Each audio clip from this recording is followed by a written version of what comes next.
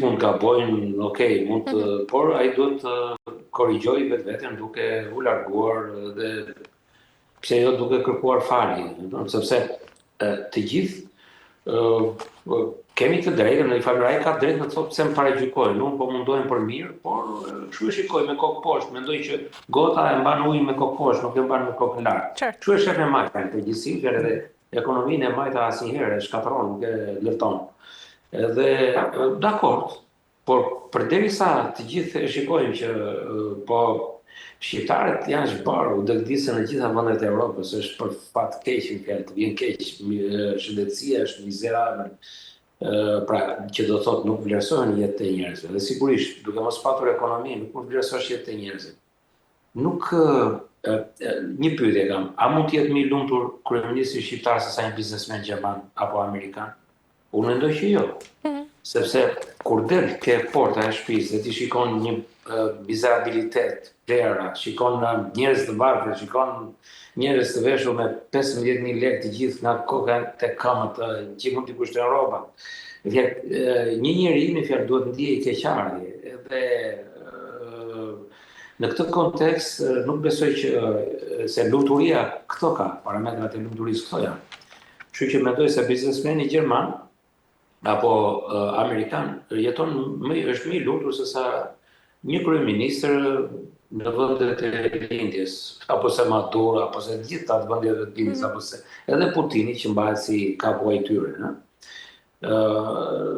Nuk ju e veni re që bën e majta, se gjithë zanafillë e saj, me fjalë strumbullari ishte Rusia, është Putini.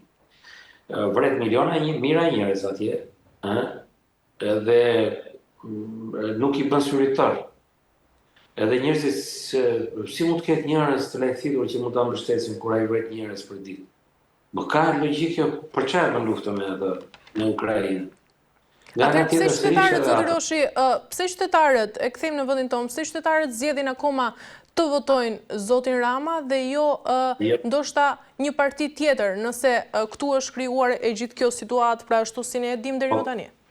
Po unë nuk e shoh këtë, që thonë juve, se ju e bëni fakt me fjalë që pse votojnë. Në fakt nuk e kanë votuar, sepse ne kemi parë, e keni parë gjithë ato video që kanë dalë nga abuzimin për qendra zgjedhore? Për mos u futur tek ndarje 100 euro pension një muaj para, kur ligji nuk e lejon,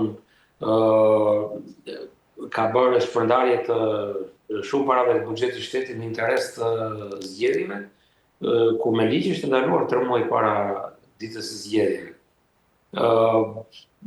Shumë unë nuk besoj që realisht, nuk e them se jam kundërshtar i tij, por nuk besoj që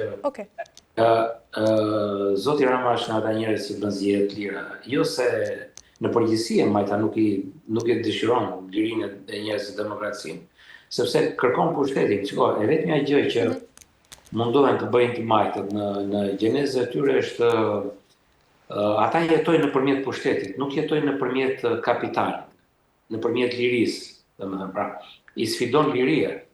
Edhe kjo se më është në shtëfilli i gjithë djathës e majtë në gjithë botën, nuk është se është vetëm tuke ne.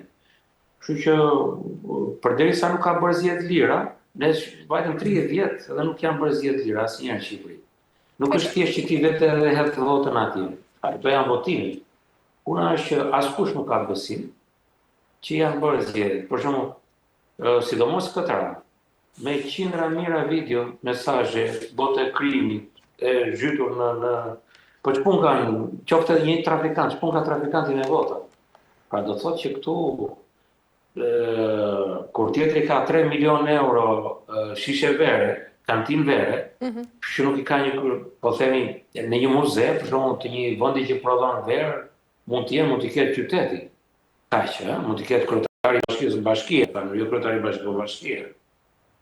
Mund të ketë shtëpi e bardhë, po themi ne, që mund të ketë kantinën që nuk është për gjithë presidentët, fjala vjen, ose kancelaritë e ndryshme, po s'kan kurrë as ato s'kemi dëgjuar ndonjëherë, Nuk e të përfitoj nga rastu kam qenë në kantinën e Zotit Bardha, në Amerikë, e Krem Bardhës, është një milionerët shqiptar, dhe po kam idenë që më ka bërë përshtypje që kantinën e vlerësonte shumë, atëherë ne nuk vlerësonim jetën, jo vlerësonim verën, ka qenë shumë shpejt kur kam qenë.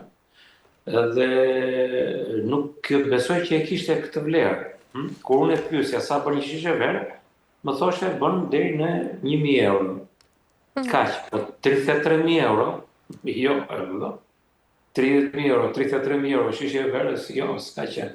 Pra, çfarë dua të them? Dua të them që kur ti i vendos gjërat me parat e tjerëve, po janë gjëra pa sens, është një marrëzim, nuk e kuptoj, nuk është luks. Është thjesht një mani, thjesht për të vjedhur edhe shpërdoron çdo gjë në mënyrë kështu drastike, në mënyrë të pakufishme. Kështu që aty përderisa ne s'kemi kufi të logjikës, as në bërjen e zgjedhjeve, as në votat duhet të jetë e lirë. Për shembull, ne s'marrim nga fqinjit tanë. Greqia ka patur shumë probleme. Për shembull, edhe Greqia ka patur për shkak të smajtjes, problemet ekonomike, apo pse marrim atë Papandreou. Qartë, po. Pavarësisht se ka qenë. Dhe u detyrua të shiste ishut. U detyroi Bashkimin Evropian të shiste ishut. Mirë po, e rimorën veten, sigurisht duke ardhur e djatha prapë, Mitsotakis është i djatha.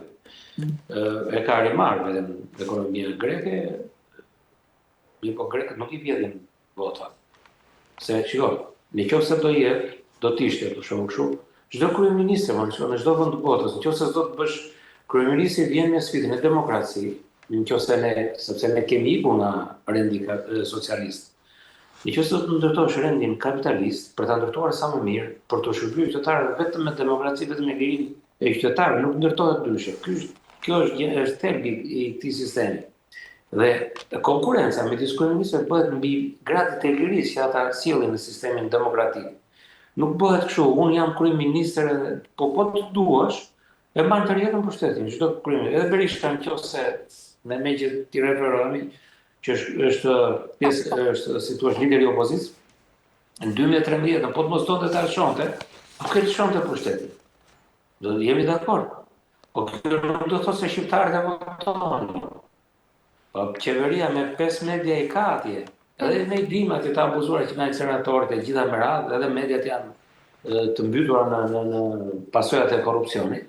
Që flasin, pse nuk është banale që flasin të gjithë 10 veta vetëm në gjithë televizionet, edhe po të bësh atë biografinë e tyre janë gjithë ish oficerë, ish kaptera, edhe bëjnë si opinionist vetëm për të shpërlar mendjen shqiptare, edhe kjo është banale. Për çfarë liri e kanë ato televizione? Pra nuk flasin fare këtu në kushte normale.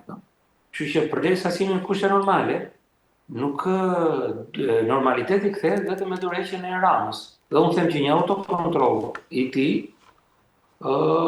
nevojitet në të raste për të mos patur pasoja vendi. Nuk bëhet fjalë këtu për individët.